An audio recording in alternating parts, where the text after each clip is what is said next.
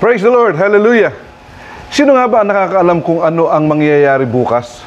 Kahit nga po ang pinakamahusay na manghuhula sa buong daigdig ay mabibigong malaman ang magaganap sa kinabukasan. Maging ang mga propeta ng Diyos na nagpahayag ng mangyayari sa mga huling araw ay hindi rin po nila batid ang eksaktong panahon at oras kung kailan magaganap ang kanilang mga inihula na nakatala sa banal na kasulatan. According to Ecclesiastes chapter 8 verse 6 to 7, there's a proper time and way for people to do everything. No one knows what lies ahead. So who can tell a person what's going to happen? The Bible also told us that if we will trust in the Lord with all our hearts and will lean not on our own understanding, He will direct our future. In Proverbs chapter 3 verse 5 to 6 says, "Trust in the Lord with all your heart and lean not on your own understanding. In all your ways acknowledge Him, and He will make your paths straight." Truly, we are in the last days. We are like the marathon runners who ran the race of our lives with many laps. Tunay nga pong nasa mga huling araw na po tayo ayon sa banal na kasulatan. At katulad din po ng ating buhay, ang pagtakbo sa marathon. Marami pong mga yugto o mga laps ang takbuhin. At pag alam na ng marathon runner na ito po ang huling yugto ng kanyang pagtakbo, iniipon niya ang kanyang buong lakas para sa last and final lap ng kanyang pagtakbo. Maliban na nga lang kung ang tumatakbo ay huminto na at hindi na nagpatuloy sa kanyang pagtakbo. Ang ibig sabihin, hindi po niya tinapos ang marathon. Marami po sa ating ganyan, na nagsisimula ng maayos at nagtatapos ng hindi maayos. Dahil sa nawalan na ng loob, pinanghinaan ng loob, nawalan na ng gana. At marami nga po sa ating mga Pilipino ay ningas kugon. Maraming sinisimulan, pero marami ring hindi tinatapos. At mabuti pa nga po ang mga mananakbo sa marathon. Alam nila kung ang yugto o laps ng kanilang tinatakbuhan ay patapos na. Hindi katulad natin na nabubuhay sa ating panahon, hindi natin alam kung hanggang kailan matatapos ang ating takbuhin. Kung kaya't sa lahat ng nananalig kay Jesus, ang tama lang po nating gawin ay magtiwala sa Kanya at sa banal na kasulatan. The person who starts the race is not the same person who finishes the race. Somehow, we can compare our lives running in a marathon. Life is not 100-meter dash, but life is about running the laps. Katulad po ng buhay natin, para rin po tayong tumatakbo sa marathon. Ang buhay po ay hindi po sprint or 100-meter dash. Hindi po ito pangmadalian. Ang buhay po natin ay mahaba po. Sa buhay po natin, mahaba po ang ating takbuhin at marami pong yugto ang bawat pagtakbo natin.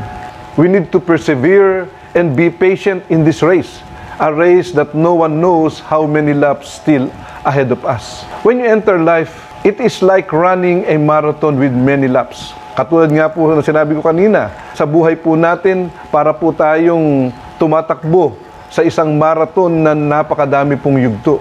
A marathon is 26.2 miles or 42 kilometers with 105 laps. Ganito po ang marathon. Mayroon pong 26.2 miles or 42 kilometers ang layo ng tatakbuhin at mayroon po itong 105 yugto. Eliud Kipchoge of Kenya is considered the world's fastest marathon runner. On October 12, 2019, Kipchoge ran the marathon distance at a special event in Vienna, Austria, achieving a time of 1 hour, 59 minutes, and 40 seconds. Ganito po kabilis ang Kenyan marathoner na ito, na si Eliud Kipchoge. The most important question to ask yourself as you begin to train for a marathon is, how much time do you have? Be honest. Training for a marathon takes a lot of dedications and commitments. Like running a marathon, life is a scary and painful endeavor. Training for and running a race can offer a number of benefits for body, mind, and soul. Mayroon po mga mahalagang katanungan po pag tayo po ay sumali sa pagtakbo sa isang marathon. Dapat alam natin kung ilang oras ang kaya mong takbuhin. Kailangan ikaw ay tapat sa sarili mo. At kailangan po na ikaw ay mag-training. At ang training po ng marathon ay kailangan po ang isang matinding dedications and commitments. Ganon din sa buhay natin. Nung tayo ay ipinanganak ng ating mga magulang at pumasok sa buhay na ito, habang tayo po ay lumalaki, ay nagkakaroon po tayo ng responsibilidad at dapat po ay magkaroon tayo ng dedikasyon at commitment. At tinuturo po ito sa atin ng ating mga magulang, ng ating mga guro at mga pastor na katulad ko. Ako nga po, ito ang trabaho ko sa inyo, na kayo po ay palakasin ng loob upang magtiyaga at magpursigi upang matapos ang takbuhin sa buhay na ito, physically and spiritually. Tandaan po natin, let us not take our life for granted. Our life is a gift from God, and when you enter into the race of this life, you have to forget your previous race. Tandaan po natin, sa buhay natin, para nga po tayong tumatakbo sa isang marathon na dapat nating kalimutan ang mga nakaraan nating takbuhin. Huwag po tayong maglinger sa nakaraang pagkatalo at lalong huwag tayong maglinger o manatili sa lumang panalo. Lagi po tayong tumakbo at ipanalo natin ang susunod na yugto ng ating takbuhin. Isang mapagpala at mapagpaalalang araw ng Miyerkules sa lahat ng nanonood at nakikinig sa mensaheng ito. 1.5 taon na po tayo sa ilalim ng pandemya at tunay nga pong napakahabang takbuhin ito at hindi natin alam kung kailan po ito matatapos. Kailan ba tayo magkakaroon ng bagong yugto ng takbuhin na kung kaya't hanggang hindi patapos ang takbuhin ito sa ilalim ng pandemya, kailangan nating pagsikapang makatawid at huwag susuko. Amen. Praise the Lord. Nakita natin itong pandemya na to, meron pong Delta variant pa na tunay na kinatatakutan ng marami. Subalit nakita po natin parang hindi na rin alintana ng mga tao.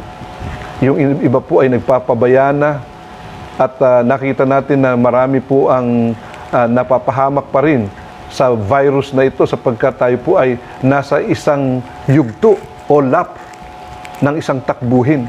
At ito pong takbuhin natin ito ay hindi lang po bagyo, kung hindi pandemya ito ng sanlibutan.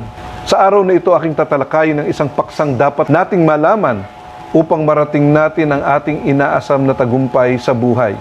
Huwag tayong papayag na maging talunan. Tayo po muna ay manalangin. Ama, banal na sa langit, nagpapasalamat po kami sa araw na ito. Pagpalain mo ang oras na ito. Puspusin mo kami ng banal na Espiritu Santo, lalong-lalo na po ako, Panginoon, upang maipangaral ko ng mayroong kabanalan, banal na takot, at maayos na pangangaral ng iyong banal na salita.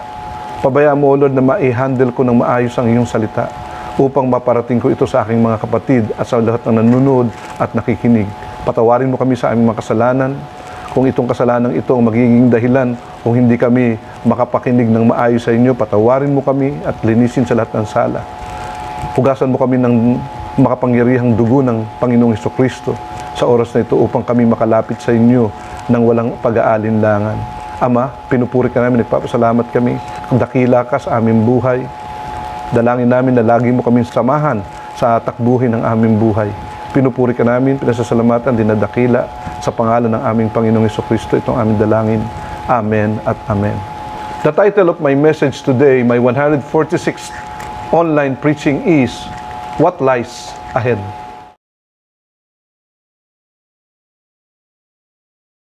Before we continue our study in the Word of God, let us listen to a very special number from Sister Chick and the worship team.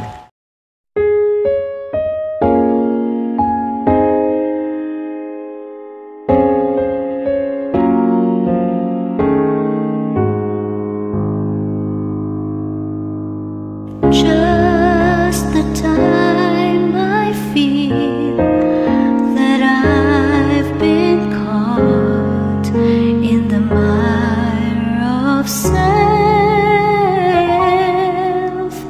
Just the time I feel that my mind's been bought by worldly wealth.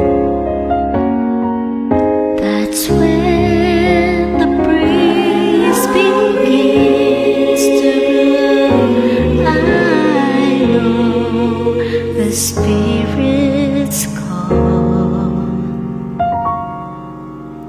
and all my worldly wanderings just melt into His love.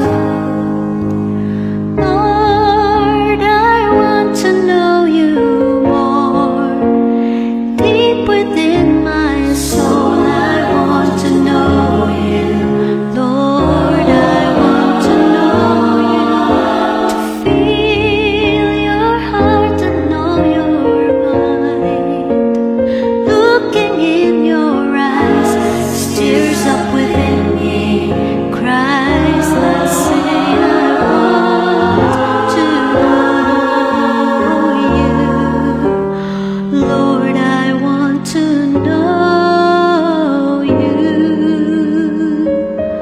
more.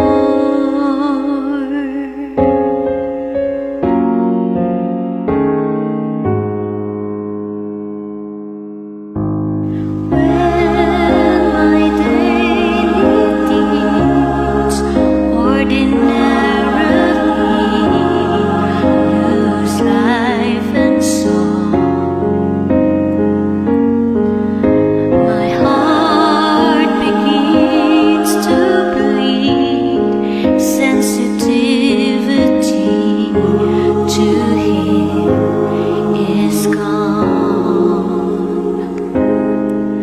I've run the race that set my pace and face a shattered soul, but the gentle arms of Jesus warmed my hungering to behold.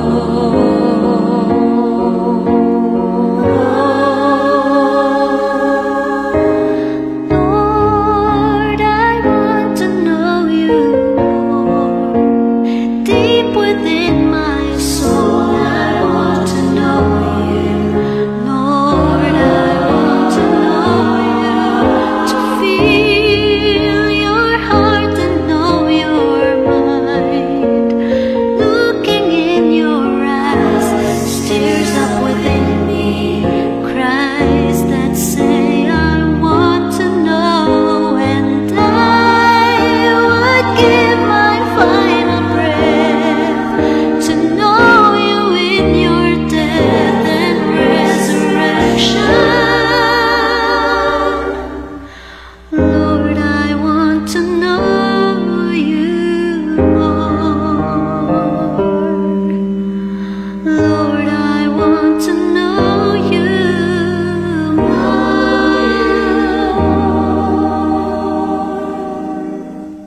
Lord, I want to know You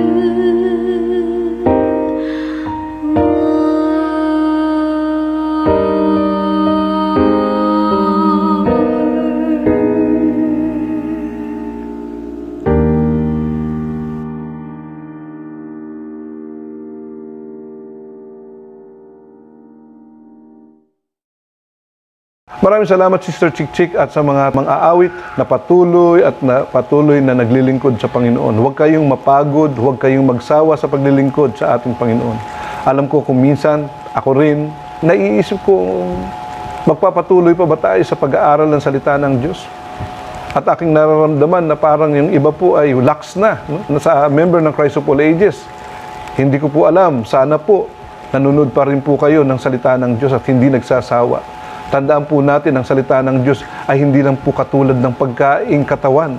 Ito po ay pagkain ng ating kaluluwa na kailangan po nating kainin tuwi-tuwi na upang tayo po ay maging malusog, spiritually speaking. According to Philippians chapter 3, verse 12 to 14, not that I have already obtained all this or have already been made perfect, but I press on to take hold of that which Christ Jesus hold of me. Brothers, I do not consider myself yet to have taken hold of it, but one thing I do, forgetting what is behind and straining toward what is ahead. I press on toward the goal to win the prize for which God has called me heavenward in Christ Jesus. Ayon po sa mga taga-Pilipos, Kabanata 3, talatang 12 hanggang 14, hindi sa nakamtan ko na ang mga bagay na ito. Hindi rin sa ako'y ganap na. Ngunit sinisikap kong makamtan ang gantimpala sapagkat ito ang dahilan kung bakit ako'y tinawag ni Kristo Jesus. Mga kapatid, hindi ko ipinalalagay na nakamit ko na ito. Ngunit isang bagay ang ginagawa ko. Nililimot ko ang nakaraan at sinisikap na marating ang layuning nais kong makamtan. Alam natin na si San Pablo ay isang aral sa batas ng Hudyo sa ilalim ng kanyang gurong si Gamaliel. Siya ay isang Hudyong galing sa lahi ni Haring Saul, ang mga Benjamite.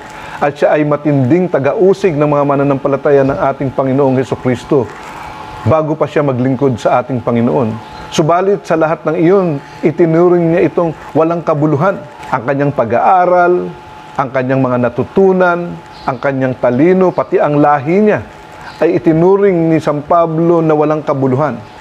Marami sa atin natuto lang ng konti, natuto lang mag-English, akala mo natutunan na ang lahat ng aral. Ganyan po tayo mga Pilipino. Pasensya na po kayo, marami sa ating mga Pilipino ang American tuwang kung minsan New York pa pero hindi pa naman nakapunta ng New York. Amen. Marami akong kakilalang ganyan Kung mag-English po kala mo New Yorker pero sa totoo lang hindi pa nga po nakalabas ng bansa. Amen. At marami po sa atin na ipinagyayabang ng ating pinag-aralan, ang ating tinapos. Tandaan po natin na ang mga pinag-aralan natin ay walang kabuluhan kung hindi rin lang natin ito magagamit para sa kaluwalhatian ng Diyos. Tandaan po natin, huwag po natin ipagyabang ang ating natutunan. Sabi ko nga, natuto ko lang mag-English, kala mo Amerikano ka na. Amen. Hallelujah. At tandaan po natin mga kapatid, na hindi po sa pag-aaral, hindi sa natapos, hindi sa kayamanan o kahirapan ang buhay. Ang buhay po ay nagiging makabuluhan lang kung ang buhay natin ay gagamitin natin para sa kaluwalhatian ng Diyos na buhay sa pangalan ng ating Panginoong Hesukristo. Ito po yung nagdadrive sa akin upang magpatuloy po ako sa paglilingkod sa Panginoon sa pangangaral ng salita ng Diyos. Sapagkat gusto ko pong bigyan ng kaluwalhatian ng ating Diyos sa aking buhay sa pamamagitan ng pangangaral ng salita ng Diyos. At alam niyo mga kapatid, isang napakalaking karangalan at pagkakataon sa bawat isa sa atin na gamitin tayo ng Diyos sa panahon natin ngayon, sa ating henerasyon. Alam naman natin na pasama ng pasama ang henerasyon natin. Subalit kung ikaw at ako ay ginagamit ng Diyos sa mga araw na ito, magpasalamat kayo at samantalahin po ninyo ito. Pagkakataong itong ini-offer sa atin ng Lord. Hindi po ordinaryo na maglingkod po sa ilalim ng administrasyon ng ating Panginoong Hesukristo. Tandaan po natin na bawat tagumpay sa buhay ay may panibagong pakikibakan na naman. Maging ang ating mga kabiguan. Hindi po kung nabigo ka ngayong araw na ito, bukas hihinto ka na. Tandaan po natin na hindi po tagumpay o kabiguan para po tayo ay maghinto sa ating paglalakbay sa sanlibutan ito. Ang buhay po natin ay tunay na puno ng pagsubok at hamon na kailangan nating daanan. Marami nga pong yugto ang ating buhay. At tandaan po natin na may saya at kalungkutan, may tagumpay at kabiguan ang buhay natin. Ang lahat ng ito ay nangyari sa tao. Mula nung nagkasala po si Adan at si Eva laban sa Diyos. Ang original na plano ng Diyos sa tao ay buhay na walang hanggan at maginhawang buhay. Buhay na matagumpay at hindi kabiguan.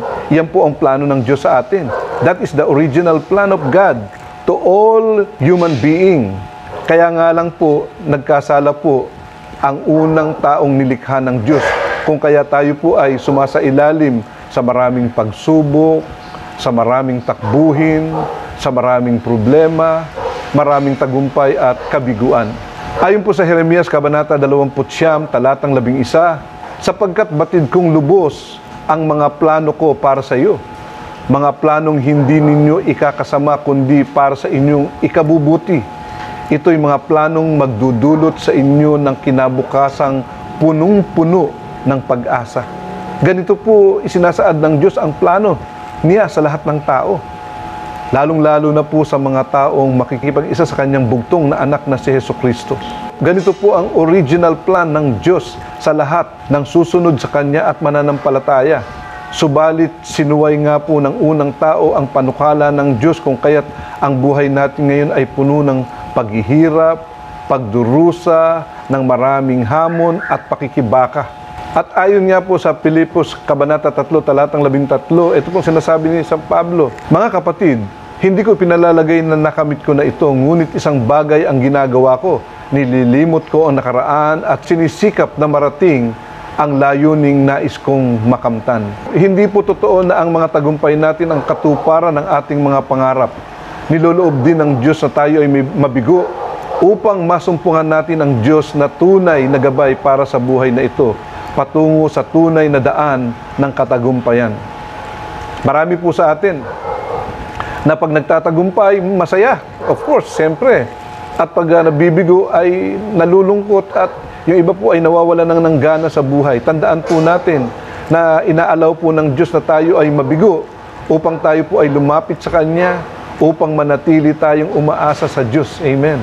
Kung minsan nga po yung mga katagumpayan natin, minsan ang nagbubulid pa sa atin para tayo po lumayo sa ating Panginoon.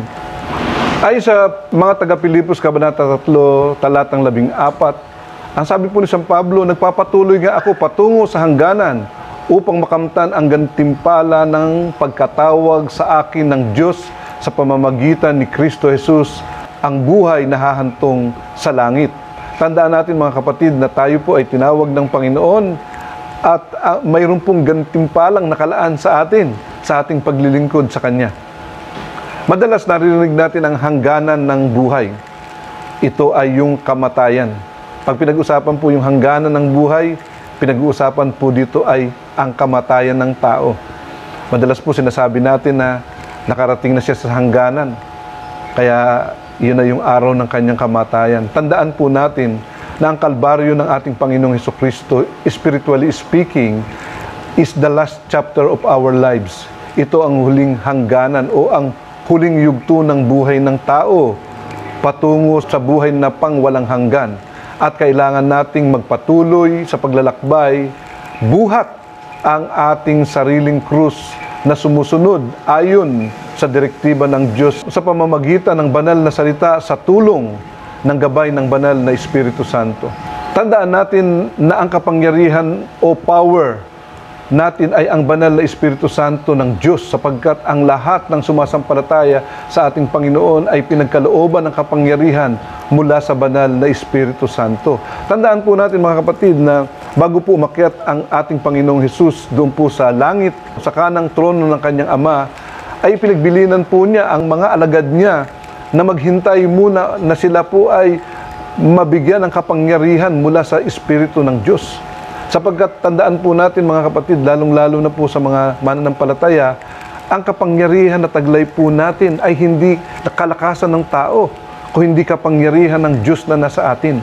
Ayon po sa Marcos, Kabanata 16, talatang 17 hanggang 18, ito pong sinasabi ng Panginoon, ang mga sumasampalataya ay bibigyan ng kapangyarihang gumawa ng mga himala. Sa pangalan ko'y magpapalaya sila ng mga demonyo at magsasalita ng iba't ibang wika. Hindi sila maaano kahit dumampot sila ng ahas o uminom ng lason at gagaling ang mga may sakit na papatungan nila ng kamay. Marami po sa atin, lalo na sa panahon natin ngayon. May mga Kristiyano nga po nagpapadala sa akin ng mensahe na ang mga vaccine daw po ngayon ay papatay daw po sa mga tao. Lalasunin tayo. I-annihilate tayo. Ito daw po yung gagawin sa atin pag tayo ay nagpabakuna. Mga kapatid, pag ako'y nababasa ko yun, natatawa po ako. Nakalimutan natin ang pangako ng Diyos na ang sabi ng Bible, kahit makainom ka ng lason, hindi ka mamamatay. Kahit nga dumampot ka ng ahas. Pinakikita po dito ng Diyos na ang lahat ng mananampalataya ng Diyos ay iingatan niya. Kaya tandaan po natin na huwag po tayong masyadong nagpapapaniwala sa mga naririnig natin at nababasa natin. Napakadami pong ekspertong lumabas. Amen. Marami pong mga doktor na lumabas na hindi naman doktor. At mga eksperto na nag-eksperto-ekspertuhan. Tandaan po natin na huwag po tayong magpapadaya at magpapatakot sa mga balitang nababasa natin at naririnig natin. Tandaan po natin ang mabuting balita ng kaligtasan, ang pinakamabuting balitang dapat nating marinig at lagi nating basahin. Sa tuwi-tuwi na nagpapaalala ang banal na salita ng Diyos sa atin na tayo po ay magkaroon ng lakas ng loob, lakasan natin ang ating loob at magtiwala tayo sa Diyos. Amen. Kaya nga po itong pandemyang ito, dito po magkakasubukan sa pagtakbo. Ito po ay isang takbuhin. Tayo po ay nasa isang yugto na nakikita natin na kung minsan yung mga kasama pa natin sa takbuhan ang nananakot sa atin. Tandaan natin, habang ikaw ay tumatakbo, lalo sa pandemyang ito, makinig lang po tayo sa boses ng Diyos. Pag ikaw ay tinatakot, tandaan po ninyo, hindi po sa Panginoon yan, sapagkat ang Espiritu ng Diyos ay ibinigay sa atin upang hindi tayo matakot. Kung hindi magkaroon tayo ng lakas ng loob at magpatuloy sa takbuhin sa buhay na to, lalong-lalo na sa takbo ng buhay natin sa yugto na mayroong pandemya. Ito po ang kapangyarihang ipinangako ng Diyos sa iyo at sa akin at sa lahat ng mananampalataya sa ating Panginoon. We possess such power that only God can give to those who believe in Him. Yung po sa mga mananampalataya ng Panginoon, ipagkakaloob daw po niya ang kanyang kapangyarihan. At dahil dito, tayo po ay makakapagpatuloy sa ating takbuhin sa buhay na ito. Kahit ilang yugto pa ng buhay, mayroon tayo. Marami sa ating mga tao sa panahon natin ngayon, sa ating henerasyon, ang madaling sumuko sa buhay. Dahil sa bilis ng takbo ng buhay natin, marami ang madaling sumusuko at hindi marunong magtiyaga at maghintay. Marami po sa atin ngayon ang mabilis mainip sapagkat lahat po ng ating ginagawa ay instant. Instant coffee, instant beverages, instant po ang lahat. No? Maraming instant sa atin. At marami po sa atin ang nananatili po sa lumang tagumpay o lumang kabiguan. Kaya tuloy marami sa atin ang humihinto sa pagtakbo o sa pagsisikap na abutin ang kanyang mga pangarap. Tandaan natin na kahit huminto ka sa pagtakbo mo, ang orasan ng iyong buhay ay hindi hihinto hanggang sa matapos ang huling tunog ng iyong orasan. Hindi ba kayo nagtataka kung bakit ang iyong relo ay nakalagay sa inyong pulso? Katulad ko po, uulitin ko, baka kayo po ay hindi nakikinig. Hindi ba kayo nagtataka kung bakit ang iyong relo ay nakalagay sa iyong pulso? Tandaan po natin na pag huminto na itong pulso na to, ang iyong orasan din po ay hihinto na. Subalit kung ikaw ay huminto na sa iyong takbuhin, no, na walang ka na ng gana sa buhay mo, na para bang lagi mong iniisip ay mabibigo ka, tandaan mo kapatid, na kahit huminto ka nga, ang orasan ng iyong buhay ay hindi hihinto. Hihinto lang po ang personal na orasan mo pag huminto na po ang iyong pulso, pag ikaw ay namatay na. Our best performance in the past should inspire us to live on, pushing us forward for bigger and better aspirations, whether it brought us to failure or victory. Ang pinakamahusay nating performance sa ating nakaraan ay dapat magtulak sa ating hangarin na magpatuloy sa buhay, biguman o may katagumpayan. Tandaan po natin mga kapatid, talaga naman po ang ginagawa natin ang ating makakaya, ang pinakamahusay nating gampanin sa buhay. Subalit tandaan natin na hindi po assurance na tayo po ay magtatagumpay sa lahat ng ating gagawin. Marami kasi sa atin ang nagsisikap sa isang hangarin, subalit nabigo at ito ang dahilan ng kanyang panghihina upang hindi magpatuloy sa buhay. At madalas nga po tayo ay naglilinger sa mga luma nating tagumpay at nakakalimutan natin na kailangan pa tayong tumakbo. Tandaan natin mga kapatid, no? Doon po sa mga champion. Pag ikaw po ay champion, hindi ka humihinto sa iyong buhay. Huwag nating higaan ang luma nating medalya. At lalong-lalo nang huwag nating higaan ang ating kalungkutan at ang ating kabiguan. Lingering on your old gold medal will hinder your growth of successes. Ang buhay ay hindi medalya lamang, hindi papuri at palakpakan.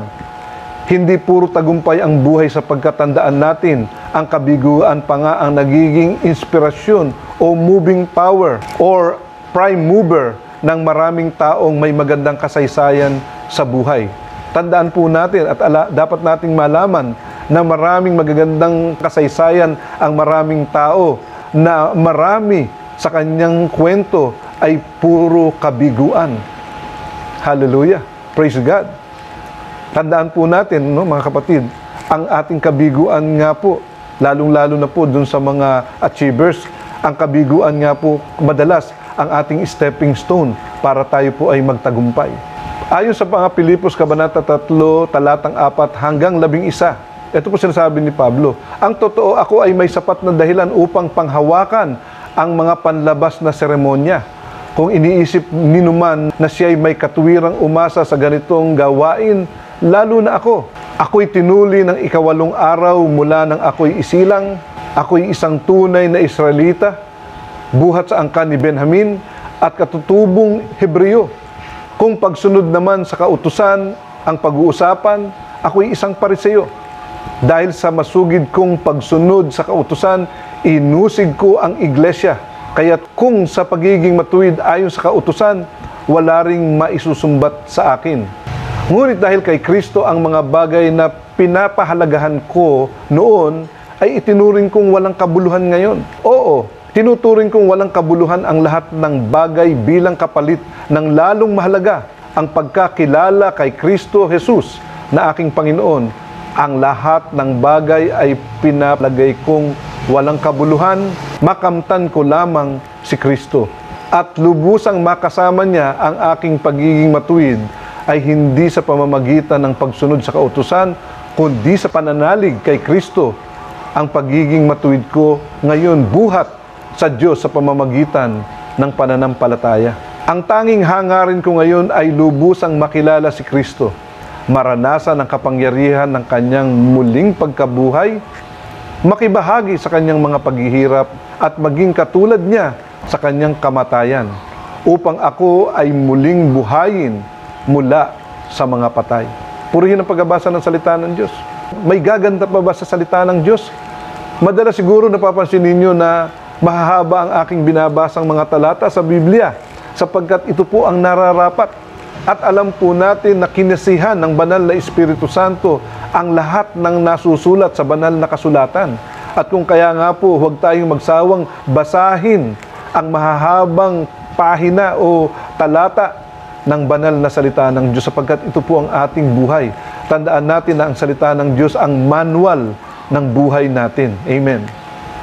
At kung mapapansin ninyo sa sulat ni San Pablo sa mga taga-Pilipos, ang huling yugto ng buhay ay kamatayan sapagkat ito ang kabayaran ng kasalanan at dahil kamatayan sa impyerno ang tunay na kabayaran ng kasalanan, kung kaya't isinugo ng Diyos ang kanyang bugtong na anak na si Jesucristo upang maging haing handog para sa kaligtasan ng lahat ng makikipag-isa sa ating Panginoong Jesus. Tandaan natin na ang buhay ay hindi puro saya, hindi inuman, hindi kainan, at hindi pamamasyal. Tandaan natin na lahat tayo ay dadaan sa kalbaryo ng buhay, pero hindi lahat ay hahantong sa paraiso ng Diyos. Naniniwala ako na maging ang mga kriminal na kasama ng ating Panginoong Hesus sa kalbaryo ay nagpasan din ang kanilang krus patungo sa lugar ng kanilang kamatayan.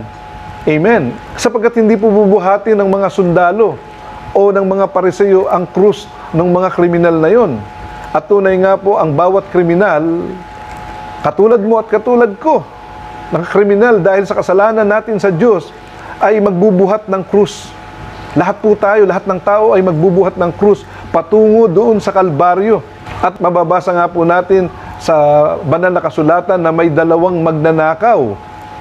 Ang isa ay nasa kaliwa at ang isa ay nasa kanan ng ating Panginoong Hesukristo. At marahil, marami po ang ipinako sa krus noong araw na iyon na hindi lang po nabanggit sa banal na kasulatan maliban sa dalawang katabi ng ating Panginoong Hesukristo na pawang mga magnanakaw, mga makasalanan.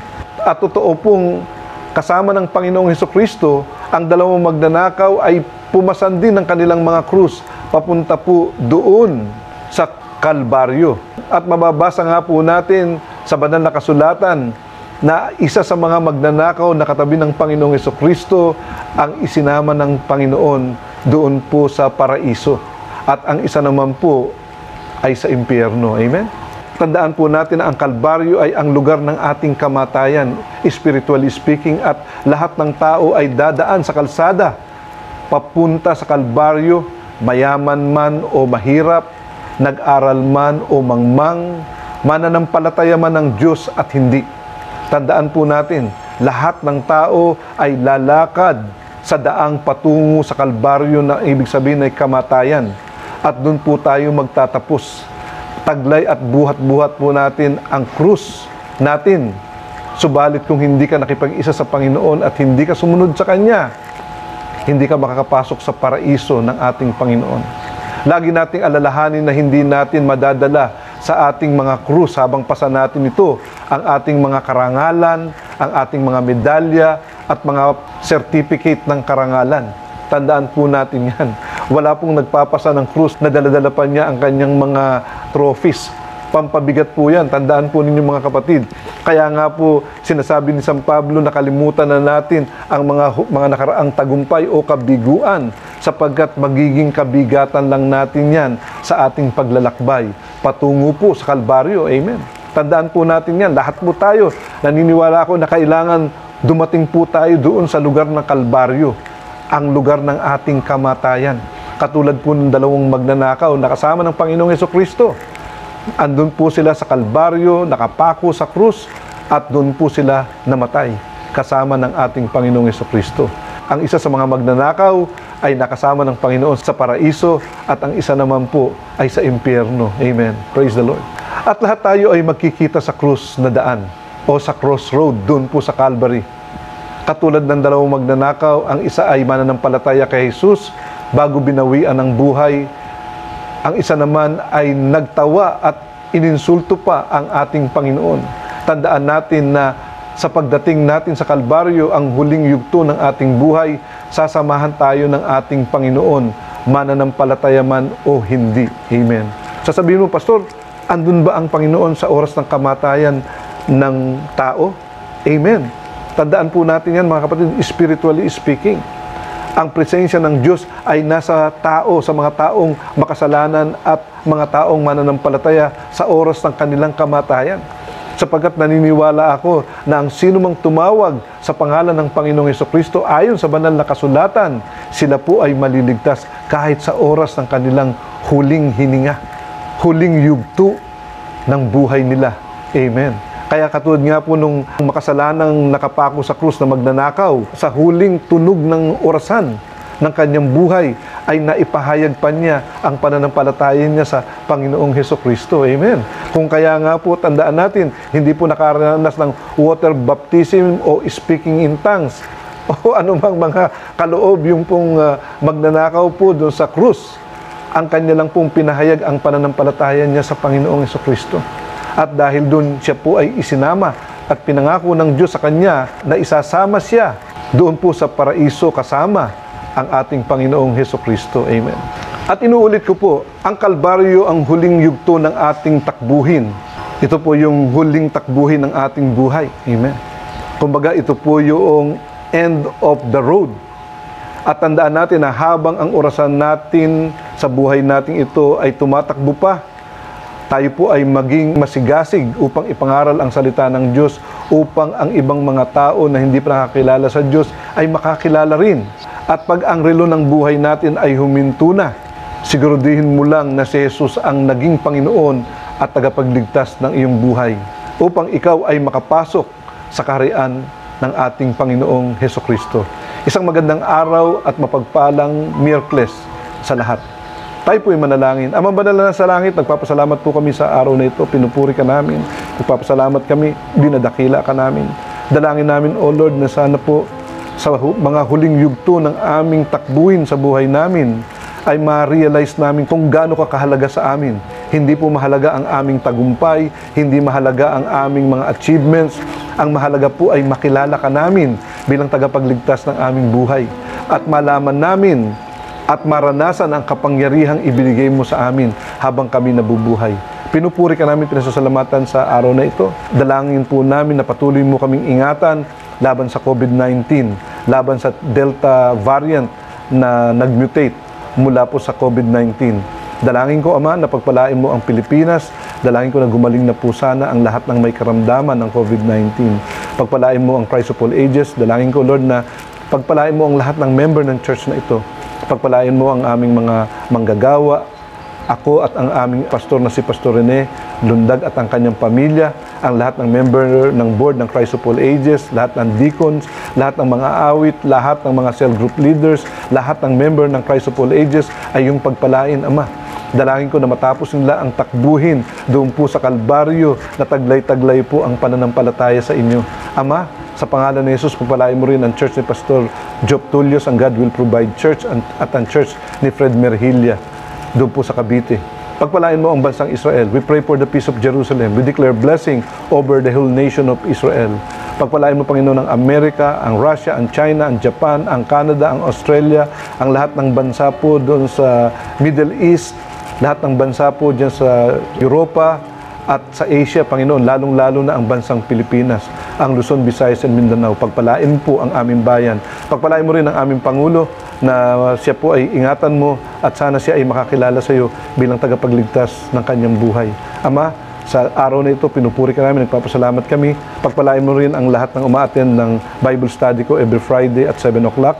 At dalangin ko rin po ang mga tao namin sa construction na lalong makakilala sa iyo bilang tagapagligtas ng kanilang buhay. Pinupuri ka namin, pinasasalamatan sa araw na ito. Ama, tunay na dakila ka.